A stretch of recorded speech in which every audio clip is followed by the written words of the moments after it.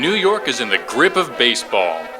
30,000 fans satisfied their craving for the great national game yesterday in opening the new house of the Brooklyn Club and in seeing the Superbas make that opening worthwhile by defeating the Yankees in a riotous ninth inning by a score of 3-2.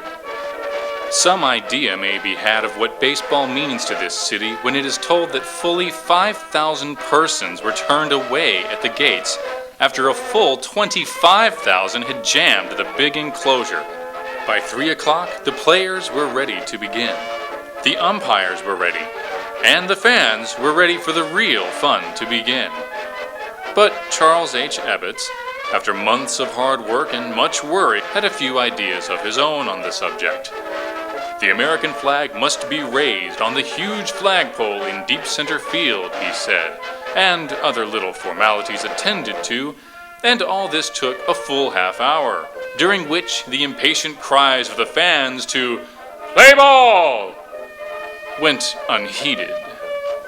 Mrs. E.J. McKeever, whose husband is now associated with Mr. Ebbets in the ownership of the Brooklyn Club, then became the central figure.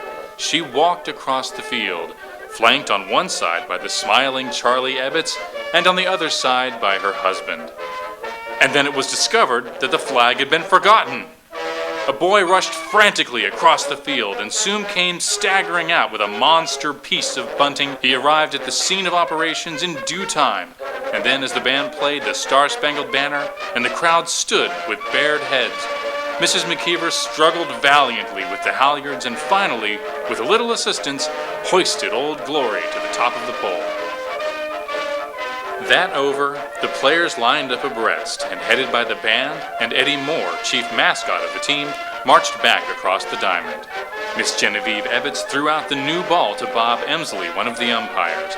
Nat Rucker took his place in the box, and the game began. It was a good game, too. The New York Tribune, April 6, 1913.